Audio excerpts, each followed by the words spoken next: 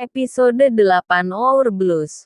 Untung saja ada yang menarik In-gwon, dan dia tambah membabi buta menghajar Hosik. Untung saja Eng Hui dan Kapten Jun datang. Tetapi mereka malah bertengkar lagi pengungkit permasalahan tersebut. Sehingga orang-orang di pasar akhirnya tahu kalau Yeon menghamili Yeonju. Orang-orang di pasar sangat terkejut karena dulunya mereka adalah sahabat sejati. In-gwon meminta Jun untuk menutup tokonya lalu pergi entah kemana. Begitupun Hosik tak mempedulikan Hui lalu pergi dengan wajah sedih.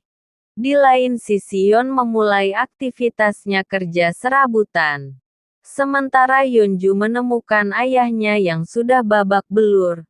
Hosik beralasan kalau ia terjatuh saat mabuk. Ia pun memberikan buku rekening tabungannya sebesar 70 juta won ke Yeonju. Sementara ia sendiri akan menutup usaha esnya untuk membeli kapal. Sementara sisanya dipakai untuk melunasi utangnya. Sementara tabungannya dengan rumahnya itu untuk Yeonju. Asal ia mau aborsi dan pergi ke Seoul meraih mimpinya. Namun Yeonju tak mau dan menjelaskan kalau hidup dengan anak akan membuat mimpinya tetap tercapai. Hosik mulai marah dan menjelaskan susahnya membesarkan anak. Dan memohon agar Yeonju membuang beban itu. Dan mengatakan kalau selama ini tulangnya sakit. Karena membesarkan anak. Kalau memilih ayahnya ia harus aborsi sementara kalau ia memilih bebannya berarti ia harus keluar dari rumah. Yeonju pun segera mengemas barangnya. Sebelum ia pergi ia mengatakan pasti ayahnya senang karena sekarang bebannya pergi. Dan meminta ayahnya agar hidup dengan baik. Di lain sisi Yeon yang selesai kerja. Segera membeli keperluan Yeonju. Sementara Yeonju numpang di penginapan. Yang punya penginapan marah dan meminta Yeonju untuk pulang besok. Karena ia tak mau menerima tamu di bawah umur. Yeon datang untuk segera memberikan uang kepada pacarnya. Yeonju sedang flu. Yeon meminta Yeonju agar segera pulang namun Yeonju bersikeras ayahnya akan mengalah. Dan meminta Yeon agar segera pergi karena takutnya jangan sampai ayahnya datang akan marah kalau melihat mereka berdua. Yeon menemui Hosik menjelaskan keadaan Yeonju yang sedang flu. Tiba-tiba In-gwon datang mengingatkan Hosik kalau hanya dialah yang boleh memukul anaknya. In-gwon menyuruh anaknya bersujud mengingatkan Yeon agar tak percaya perempuan. Seperti istrinya dulu yang meninggalkan mereka. Yeon menjawab kalau ibunya tak meninggalkannya namun membuang ayahnya. Besoknya saat ibu-ibu pergi kerja mereka bingung melihat Yeon ada di sana. In-gwon ditelepon sama orang yang punya penginapan. Meminta In-gwon agar memberitahu Hosik segera menjemput anaknya. Karena Hosik tak mengangkat teleponnya.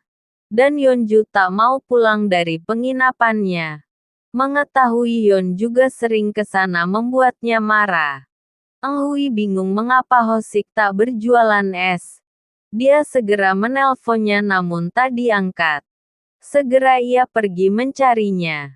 Dan menemukan Hosik di dermaga. Tahu Yeonju pergi dari rumah ia segera menasehati Hosik agar ia mengalah apalagi Yeonju sedang hamil. Namun kalau ini ia tak mau mengalah mengingat dulu saat ia membesarkan Yeonju sambil kerja di pasar. Saat itu ia menjadi perbincangan orang-orang. Namun sekarang Yeonju menjadi perbincangan orang lagi membuat hatinya sangat sakit. Eng Hui mengingatkan Hosik agar tetap bekerja. Di lain sisi Yeon yang sedang bekerja malah menjatuhkan semua buahnya. Tiba-tiba ia menerima pesan dari Yeonju kalau ia sakit. Ia menyuruh Yeonju agar ke rumah sakit. Atau pulang ke rumah saja namun Yeonju tak mau. Perutnya sangat sakit. Kebetulan Suna ada di sana dan segera menolongnya. Tahu Yeonju hamil, ia meminta izin agar memegang perutnya. Setidaknya untuk mengobati rasa rindunya kepada anaknya. Sun Ah memberinya selamat membuat Yeonju senang. Karena baru kali ini ia ada seseorang yang mendukungnya. Sementara Yeon yang baru pulang kerja menelpon Hosik menjelaskan keadaan Yeonju dalam kondisi sakit. Seketika Hosik panik dan segera ke penginapan. Sialnya In Gwon sampai duluan dan menarik paksa Yeonju agar segera ke rumah sakit. Melakukan aborsi. Maksud In Gwon baik. Demi masa depan mereka. Untung Yeon sampai di sana. Dan ia membentak ayahnya. Sementara Hosik diserang jalan melihat kejadian itu membuatnya marah. Yeon segera mendorong ayahnya. Ayahnya tak bisa bangun karena lututnya terluka. Yeon menyuruh Yeonju agar segera pergi dari sana. Hosik ingin menyeberang namun terlalu banyak mobil. Yeon berteriak kepada ayahnya bahwa ayahnya telah membuatnya malu seumur hidup. Dulu ia ikut dengan ibunya dan mengatakan kalau dulu ibunya mengajaknya namun ia tak mau karena kasihan dengan ayahnya. Namun setelah apa yang terjadi ia tak mau kalau In Gwon menjadi ayahnya lagi. In Gwon ingin mengejar anaknya namun ia tak bisa berdiri. Apalagi Hosik yang tiba-tiba muncul dan menghajarnya. Mereka pun berkelahi. Hosik bahkan menggigit telinga In Gwon hingga berdarah. Hal itu membuat mereka masuk sel. Dan menyuruh mereka agar membuat surat permohonan maaf jika ingin keluar. In Gwon pun bertanya mengapa Hosik sangat membencinya padahal dulu ia sering membantunya. Hosik mengulang kata-kata In Gwon dulu yang mengatainya pecundang miskin. Dan membuat anaknya sendiri mengemis. Dan sebenarnya malam itu istrinya juga kabur. Dan dengan terpaksa ia meminta tolong kepada In Gwon karena hanya In Gwon lah yang bisa ia andalkan di kala itu. Hosik menjelaskan kalau saat itu ia membuang uang pemberian. Dan pergi menemui Eng Hui. Padahal sebelumnya Eng Hui memutuskannya karena ia miskin. Menjelaskan betapa hancurnya perasaannya saat itu. In Gwon hanya bisa terdiam tak menyangka perkataannya saat itulah yang membuat persahabatan mereka hancur. Mereka pun pulang. Di lain sisi Kapten Jun mulai meragukan Yong Ok.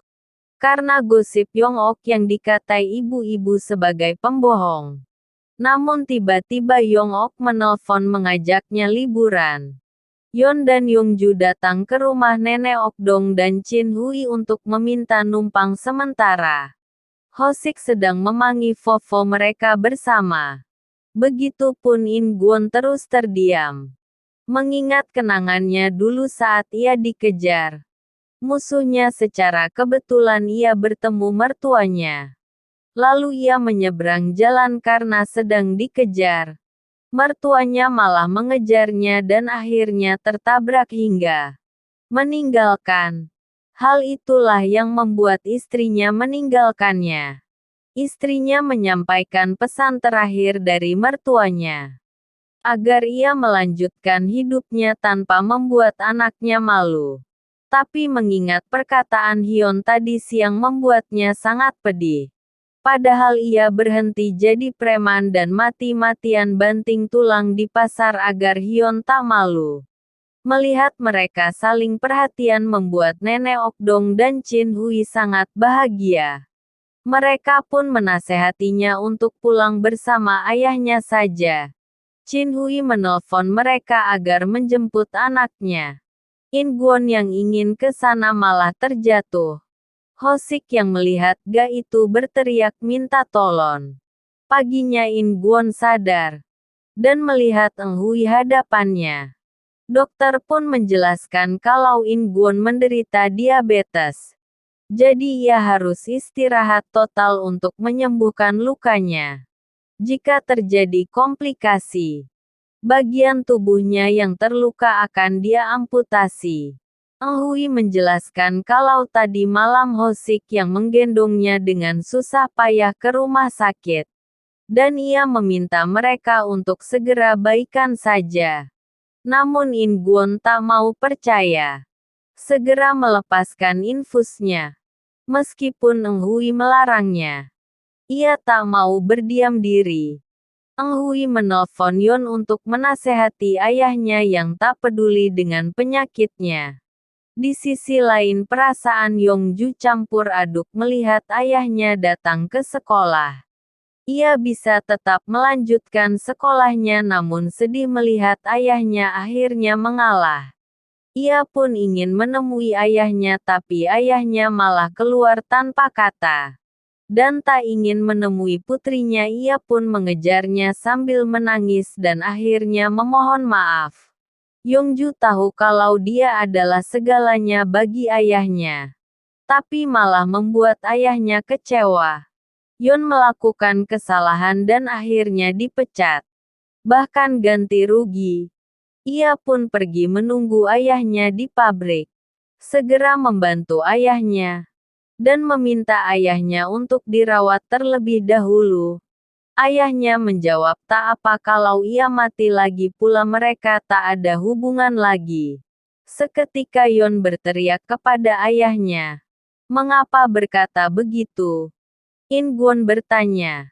Hal apa yang membuat Yon malu kepadanya? Padahal ia berhenti jadi preman dan membuka warung. Berusaha untuk tak membuat Yon malu. Ia bahkan bekerja selama setahun full mencium aroma darah babi. Agar masa depannya sukses. Tak seperti dirinya. Dan tak ingin menjadi anaknya lagi dengan pedih In Gwon berkata kalau itu keinginan dan harapannya. Maka mereka tak perlu saling kenal lagi. Yon segera memeluknya dari belakang. Mengakui kesalahannya. Memohon agar ayahnya memaafkannya. Hosik melihat mereka dari kejauhan. Bersambung. Apakah mereka akan menjadi akrab lagi seperti dulu? Nantikan di episode berikutnya.